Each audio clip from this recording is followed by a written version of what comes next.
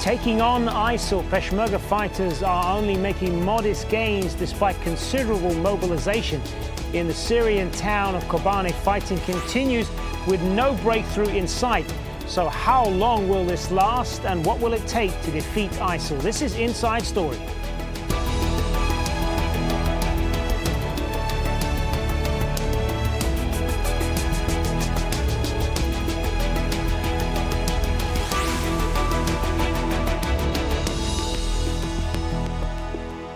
Hello, welcome to the program. I'm Hazem Sika. Iraqi forces have recaptured several towns from the Islamic State in Iraq and the Levant, or ISIL, while Kurdish Peshmerga fighters seized strategically important territory along the Iraqi-Syrian border. The Iraqi army killed 36 ISIL fighters in the city of El Anbar. The US-led coalition forces also gained ground, carrying out 31 airstrikes across Syria on Friday and destroying several ISIL positions in the Syrian border town of Kobane.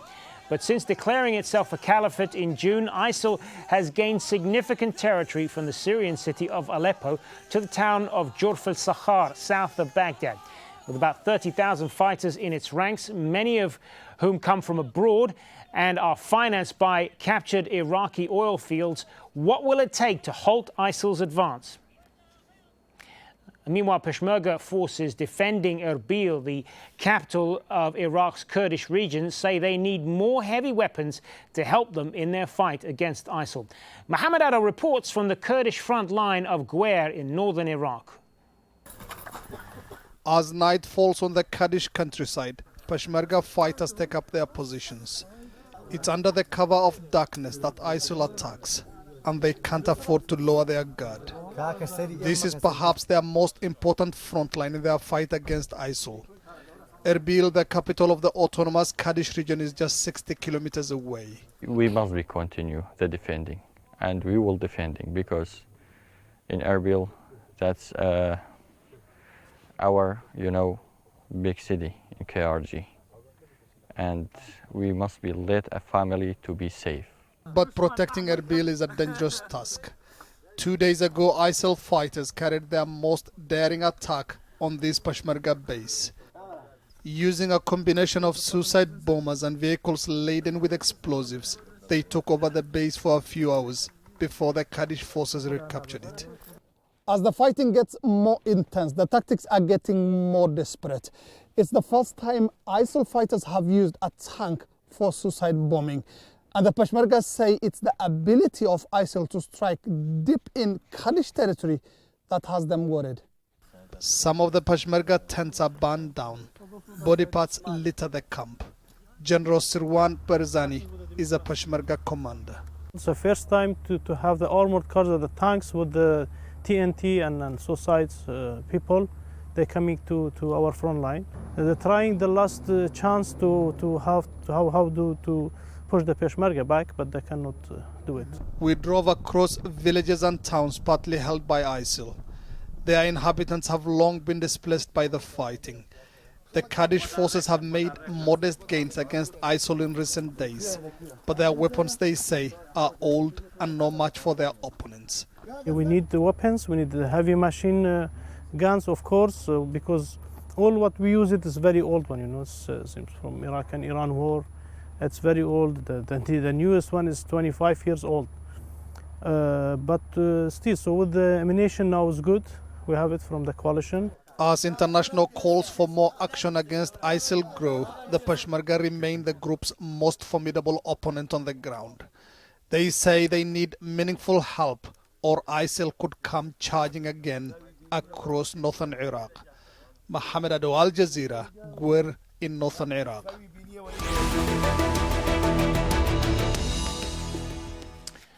Jordan is part of the US-led coalition that's launching airstrikes against ISIL in Iraq and Syria. On Wednesday, 26-year-old Jordanian pilot Moaz El-Kasibspi was taken hostage by ISIL fighters after his jet crashed in northeastern Syria during a bombing mission. ISIL says it shot down the jet, but the US-led task force denies this.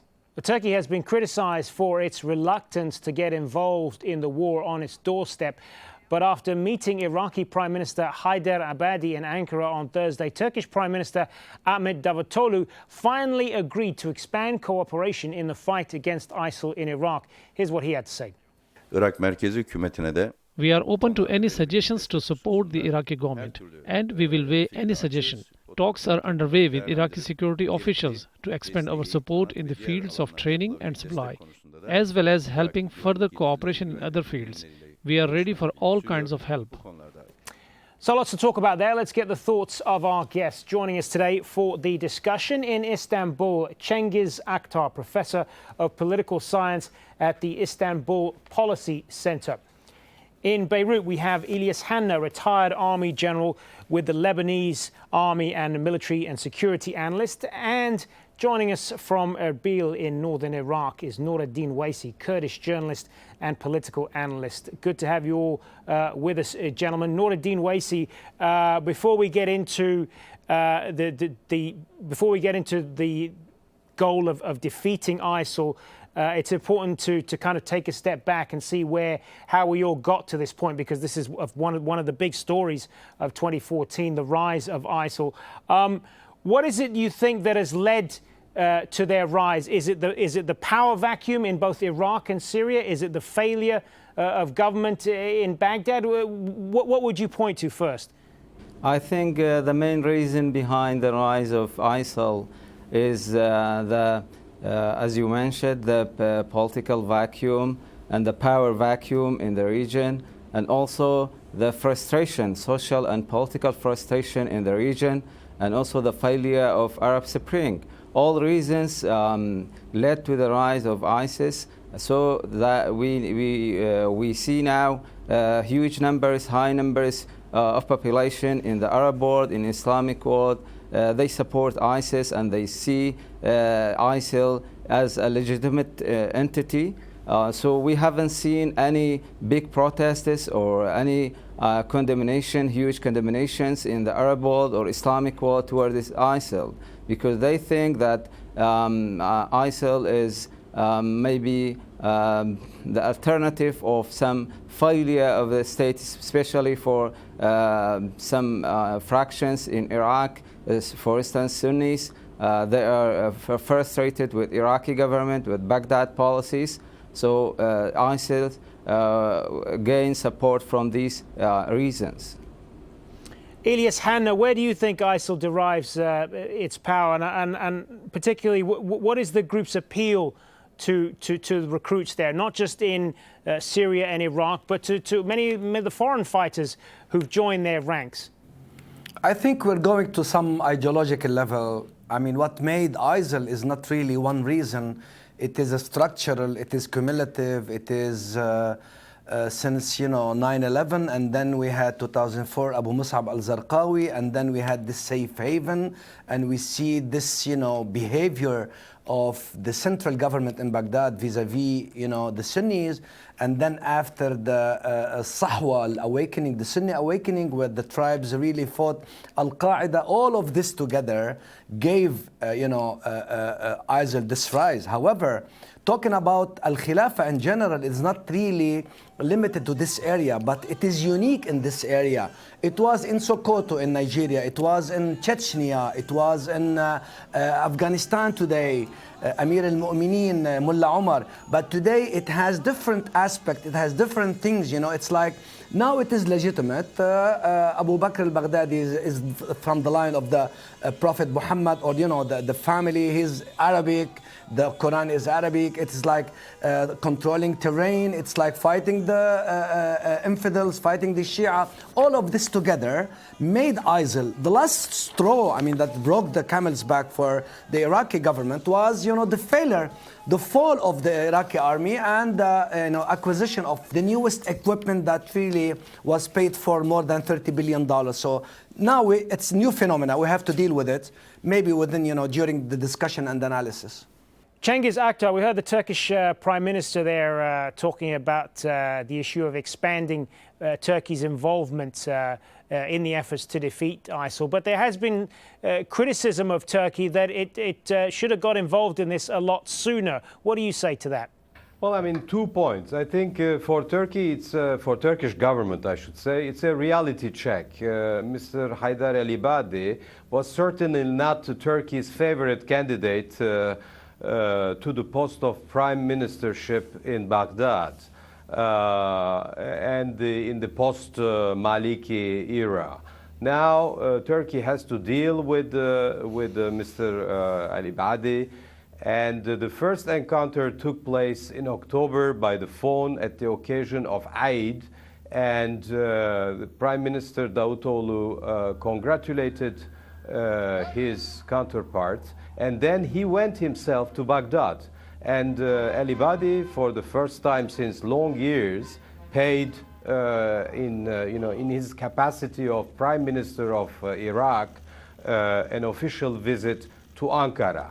So it's a reality check, frankly, and Turkey, Turkish government was having all sorts of pipe dreams about Iraq, a secession, creation of a Sunnistan, partitioning Iraq, and so on and so forth. Now we see that the central government is now talking to the Kurdish regional government. There are many developments, and there is a kind of alliance within Iraq and outside Iraq, of course, but within Iraq against ISIL. That's the first point. And the second point, Turkey is supposed to be part of the anti-ISIL coalition led by the United States and other regional powers. And it was systematically finger pointed at. The allies were saying that Turkey was slow in its actions against ISIL. Now, with the visit of Mr. El-Ibadi, we see, at least in the front, when it comes to the training of soldiers and military cooperation, both prime ministers mentioned that at the press conference. It's a new development. Not to mention, cooperation on oil and water of Tigris. So this is a realpolitik, and I think Turkey will, in the course of the months and years to come, will deal more with Baghdad directly. Elias, Hanna, you share that view? Should Turkey's greater participation in this be welcomed? I mean, the visiting of Abadi to Turkey is like one indicator, but the decision-making is not really in Abadi's hands. When Turkey receives, the Prime Minister, I mean, the messages are sent in different direction. They are sent to the United States of America first, where it is again involved, and the second is to Iran.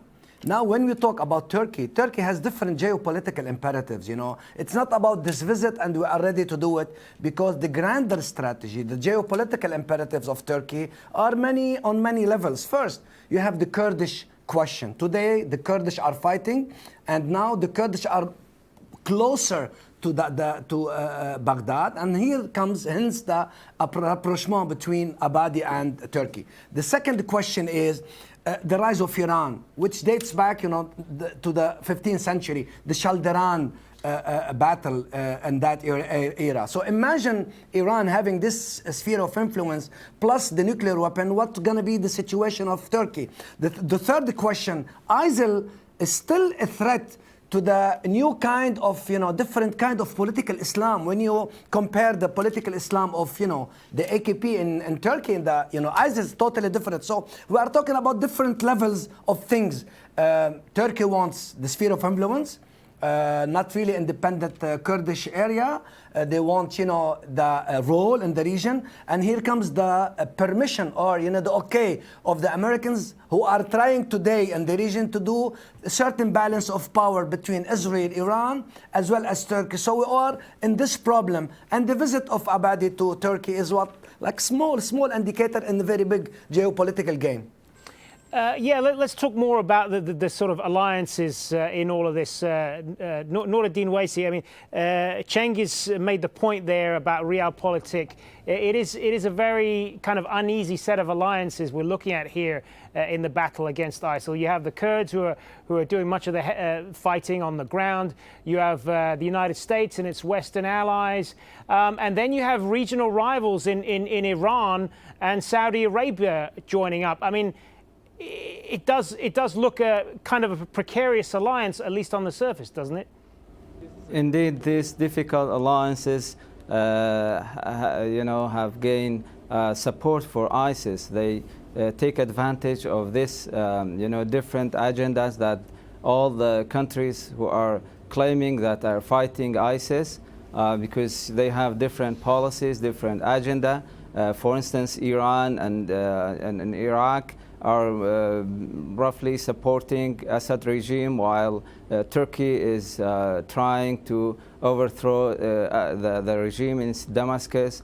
And also Saudi Arabia is in odd with Turkey. So all regional powers who are in so-called alliances against ISIL, they have different agendas, and that's why ISIS is advancing and gaining more support. And the second reason is that one of the regional powers are Turkey, who we see in the region that they don't show any seriousness toward this fighting ISIS. We have been hearing from Turkish officials many times that they are against terrorism, they are against ISIS, but meantime we haven't seen any practical movements or decisions taken by Turkey to prevent ISIL from advancing, especially in the borders with Syria, in Kobani, in other areas. I want to ask you a little bit more, Noreldin Waisy, about where the Kurds fit into all of this, because, as we said, they are doing much of the fighting on the ground against ISIL. How deliberate is that? And when I say that, I mean, does the United States, is the United States keen for that to continue? Because that way, it doesn't look like a sectarian war, does it? Because the Kurds are Sunni, as are ISIL, and that in some ways appeals to the Sunni. They're able to keep the Sunni Arab states on board with this. Is that part of the thinking? Yeah, I think at the beginning it looked like a sectarian war, and then suddenly, ISIL turned, their guns towards the Kurds and started to, attack Kurdish areas. But as we know, Peshmerga are the only main forces who are now fighting the ISIL, and they gained a lot of, victories. And recently, they freed hundreds of kilometers in Sinjar areas. But the problem is, as Kurdish officials have been asking international countries to support Peshmerga and provide with heavy and advanced weapons. But so far, we haven't seen any. And Kurdish Peshmergas, they fight with very simple and primitive weapons. So the question is why international community is very reluctant to provide Peshmergas with heavy weapons to defeat ISIS. Elias, Hanna, when we look at the situation of ISIL in Syria, because as we said, the rise of ISIL as they've gained huge tracts of land in Iraq and Syria, and as far as they're concerned, there are no borders there. But the coalition that's been assembled to fight against ISIL in Syria, that's playing right into the hands of Bashar al-Assad, isn't it? This is when you look at the thinking from his point of view, this is exactly what he wanted, isn't it? Yes, I mean, they are the enemy of my enemy is my friend. They are doing it, but they are reluctant to really say it loudly, especially the American side, and even especially the Arab side, because you know that the Arabs, I mean, the Arab coalition are really only allowed, or they have chosen to really interfere in Syria as targets, and here comes the problem, the downing of the Jordanian pilot. Not in Iraq, because Iraq has a different sensibility, different approaches, different perspective from the Iranian, and the Americans they don't want really to annoy the Iranians in today's world. Now Syria is different for sure, and the regime is benefiting. The Americans want the regime to stay. I'm not talking about the person as a person, the president as president, because the worries of the Americans are who's going to come after, you know, Jabhat al-Nusra or ISIL, or, you know, what's going to come, because the opposition in Syria is in a very sham situation, and there is a process to really coalesce these, opposition. But there is different political agendas in this coalition, different ideological approaches, different things at the main. So that's why I think that the Americans gave themselves at the beginning of the war against versus ISIL at least 3 years, and I would say more than 3 years. Cengiz Aktar, when we look at this going forward in 2015, is it ultimately going to take Sunnis inside Iraq and Syria to defeat ISIL? That it has to come from people inside the country, not from outside forces. Well, I mean, you know, there is an intense pressure by the international community, and especially the Europeans, who were informing their Turkish counterparts since months that there were many fighters joining the ranks of ISIL and coming from their countries, Belgium, France, Germany, Denmark, name it. And this is becoming a big problem. You know, it's a kind of international ISIL coalition of neo-Salafist, even people who don't speak Arabic, who are fighting there in Iraq and Syria. So there was even a question at the press conference of Mr. Al-Ibadi and Davutoglu about that. So Mr. Ibadi answered that he was very conciliatory, basically saying that Turkey will never allow foreign fighters, etc. Although there are many press accounts about those fighters who are crossing the border of Iraq and Syria and from Turkey. So I think this will be an extremely important indication that Turkey is fully playing the game. Because I would like to add the following. I mean, Turkey in this fight against ISIL is a latecomer. And therefore is no more a game maker in the region. I mean, who is fighting ISIL today? Of course, the international coalition from the air, but also Iran. You know, Iran was the first force on the ground to fight together with Kurds of Iraq, but also Kurds of Turkey. We should never forget about them. The PKK is fighting on the ground. And this is a very energetic force alongside with the Peshmergas, and they are everywhere, both in Iraq and in Kobani in Syria. Right. So I think Turkey there is rather watching. Sure. Final word to you, Elias, Hanna, and I want to ask you as well how you see this playing out as we look forward in 2015. I think we don't have to really aggrandize the role of the jihadists coming from the European, European countries. It's not really a survival issue. It's not really a critical problem. The problem is, as you said earlier, the safe haven. If you want to really defeat ISIL, you have to have the ground, shook under the feet of ISIL. You have to deny them the safe haven. Here comes the role of the Sunnis, the tribes of the Sunnis. We have previous experiences in the Malaya. The British worked against the Maoists by really denying them the safe haven. And in order to really deny them the safe haven, they have to really put some confidence in the Iraqi government as well as for the Americans. And then it is a process. It's not really doable now. Here comes the second phase. The near abroad countries of Iraq, they have to have workable, doable, and grand strategy led by the Americans in order to defeat ISIL. All right, on that we're going to have to leave it. We will wait to see how all of this does play out over the next weeks and months. Thank you to all three of our guests, Cengiz Aktar, Elias, Hanna, and Noreldin Waisy. Thanks very much for being on Inside Story. And you can find this show, of course, and many more on our website. That's aljazeera.com. You can post your comments to us at facebook.com/AJ Inside Story, or contact us on Twitter. Our handle there is at AJ Inside Story. That's it for another show. I'm Hazem Sika. Thanks for watching. Bye for now.